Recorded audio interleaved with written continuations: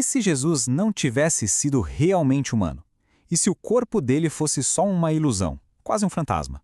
Olha, essa pergunta não é nova não. Na verdade, ela está no centro de uma das maiores e mais antigas batalhas da fé cristã, a batalha pela doutrina da encarnação.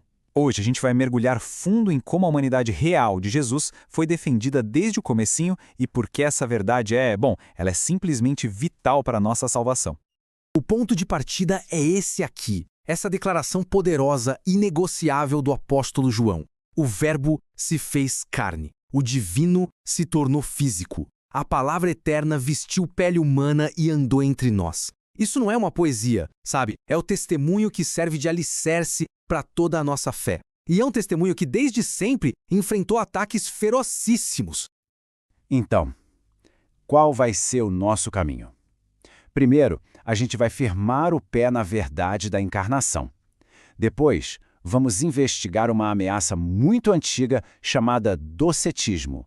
Na sequência, vamos ver a resposta poderosa dos apóstolos a essa ameaça e, por fim, como essas batalhas do passado ainda ecoam nos dias de hoje. Ok, vamos começar pelo fundamento. A vinda do Filho de Deus em forma humana não é um mito, não é uma lenda. De jeito nenhum. É um evento concreto, um fato que está ancorado na história da humanidade. E é aqui que a gente pega a verdade prática da lição. A fé cristã não se baseia em ideias abstratas, em filosofias, mas sim no relato de testemunhas oculares. Pessoas de carne e osso que viram, ouviram e tocaram numa pessoa real, histórica. A historicidade de Jesus é o chão onde a gente pisa. Sem isso, tudo desmorona. Só que essa realidade histórica foi atacada quase que imediatamente. E isso nos leva direto para uma das heresias mais antigas e, sinceramente, uma das mais perigosas que a igreja já teve que enfrentar. O nome desse problema? Docetismo. Vem de uma palavra grega, dokeo, que quer dizer parecer, ter a aparência de algo. A ideia era devastadora. Ensinava que o corpo de Cristo era uma miragem, uma projeção, que ele não era de verdade de carne e osso, só fingia ser. Uma ideia que vai direto no coração do evangelho para destruí-lo.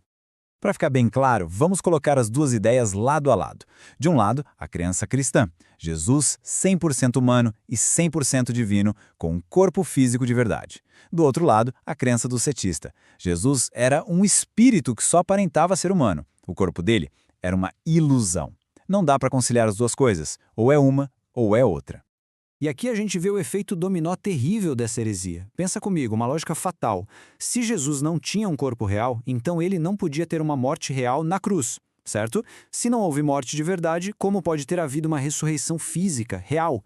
E sem ressurreição, aí o apóstolo Paulo já disse, a nossa fé é vazia e a esperança de salvação vai por água abaixo. O prédio todo da salvação desaba. E isso não era só uma ideia solta no ar, não. Tinha gente importante ensinando essas coisas. Figuras como Cerinto, que negava o nascimento virginal, Saturnino, que dizia que Jesus era só uma aparência mesmo, e Marcião, que também batia na tecla de que Cristo não era humano de verdade. Eram pessoas tentando ativamente redefinir a identidade de Jesus. Então, diante de um ataque desses, o que a igreja primitiva fez? Vamos ver como os apóstolos, e em especial João, foram para cima dessa ameaça. E eles usaram a arma mais poderosa que tinham, a própria experiência, o testemunho de quem viu e ouviu. Presta atenção na força da resposta de João. É física, é sensorial. Ele não fala aquilo que imaginamos ou o conceito que a gente entendeu. Não, ele diz aquilo que nós ouvimos, que nós vimos com os nossos olhos, que nós contemplamos e que as nossas mãos apalparam. É quase um grito. Ele não era um fantasma. Ele era real. Nós tocamos nele. E o ponto crucial é que João vai além. Ele estabelece um teste prático, uma prova de fogo espiritual. O teste era simples. Todo espírito que confessa que Jesus Cristo veio em carne é de Deus. Quem negasse isso para João não estava apenas cometendo um erro, estava manifestando o espírito do anticristo. Era a linha que dividia a verdade do engano. Com o tempo, os teólogos deram um nome para essa doutrina: união hipostática. O nome pode parecer técnico, mas a ideia é fundamental. Significa simplesmente que as duas naturezas de Jesus, a divina e a humana, estão perfeitamente unidas numa única pessoa, sem confusão, sem separação. Ele não era metade Deus e metade homem. Ele era e é 100% Deus e 100% homem. Agora, seria um grande erro achar que essa briga toda ficou lá no passado. As heresias antigas são mestras da reciclagem.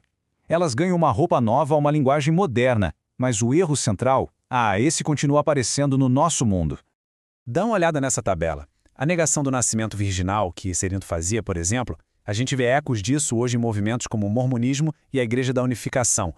E aquela ideia de Basílides de que um substituto morreu na cruz, encontramos um paralelo direto nisso na alegação do Alcorão, o livro sagrado dos muçulmanos, de que a crucificação foi só uma simulação.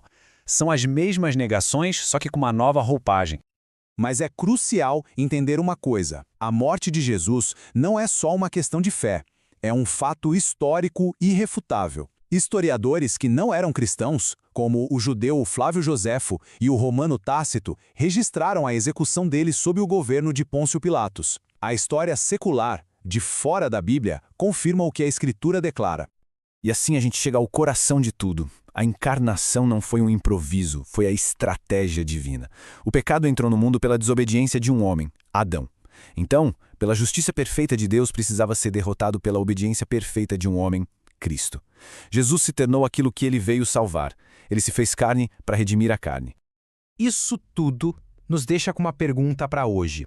Numa cultura que cada vez mais fala em minha verdade, como é que nós, como igreja, podemos reafirmar com ousadia uma fé que não está baseada num sentimento, mas num evento histórico real? Como é que a gente defende hoje a verdade de que o Verbo de fato se fez carne?